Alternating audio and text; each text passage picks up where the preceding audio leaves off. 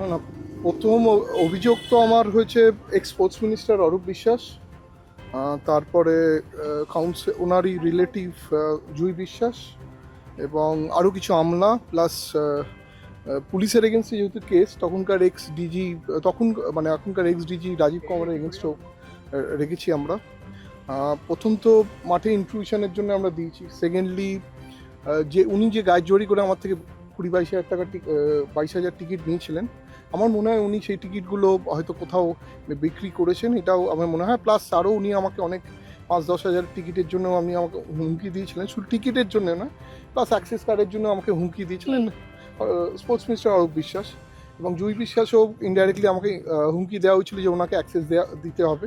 তো আমি সেটা রাজি হইনি বলে উনি লাস্টে মন্ত্রীর ইনফ্লুয়েন্স খাটিয়ে উনি মাঠে ঢুকেছিলেন। আপনারা এটা জানবেন না, জুই বিশ্বাস এবং ওনার জুই বিশ্বাসের অ্যাক্সেস কার্ড মাঠে ছিল না, উনি ঢুকে শুধু মাঠে ঢোকেননি, উনি ফটোও তুলেছেন। এবং আমি একজনকে আমার সঙ্গে রয়েছে, এর নাম সঞ্জয়, এ প্রত্যক্ষদর্শী, মানে এ প্রথম দর্শক হিসেবে মাঠে ঢুকেছিল। কত বড় পুলিশের বিফলতা, মানে আপনি ভাবুন, ও দর্শক হয়ে ঢুকে ও মাঠে মেসির সঙ্গে ছবি তুলবে মাঠের মাঝখানে। তার মানে বোঝা যাচ্ছে একটা জেড প্লাস আর জেড ক্যাটেগরি সিকিউরিটিতে একটা দর্শক সে মাঠে ঢুকে গিয়ে মেসির সঙ্গে ছবি তুলেছে।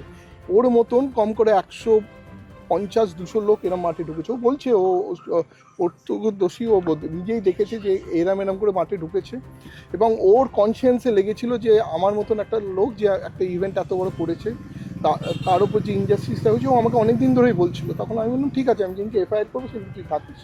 ও আজকে আমার সঙ্গে ছিল এবং আমাকে বললো কথাটা। এবং দেখুন, একটা Z category Z plus event, যেখানে chief minister, ex chief minister chief guest হওয়ার কথা ছিল, তাতে যদি এই ধরনের মানে সিকিউরিটি কম্প্রোমাইজ হয়, তাহলে বোঝা যায় যে আমাকে কিরমভাবে ভিকটিম বানানো হয়েছিল। বেসিক্যালি আমার ইভেন্টটাকে স্যাবোটেজ করা হয়েছিল।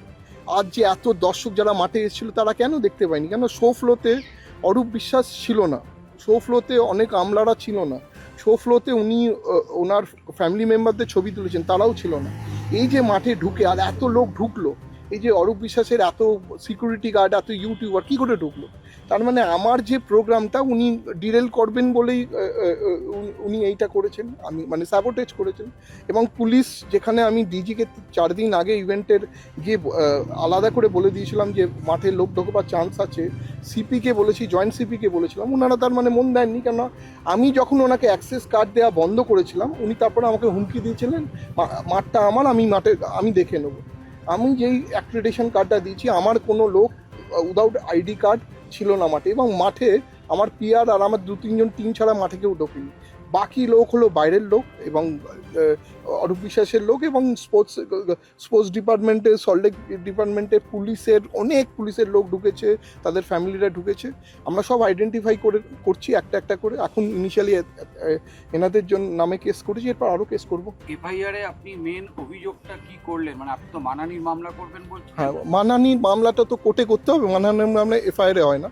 সিভিল স্যুটও করছি, 50 কোটি টাকার আমি ডিফামেশন কেস করছি, আর 50 কোটি টাকা কম্পেনসেশন ড্যামেজের কেস করছি। সেটা কবে করছেন? এটা এই উইকের এন্ডে, নয়তো নেক্সট উইক বা বৃহস্পতিবার ধরেই চলুন।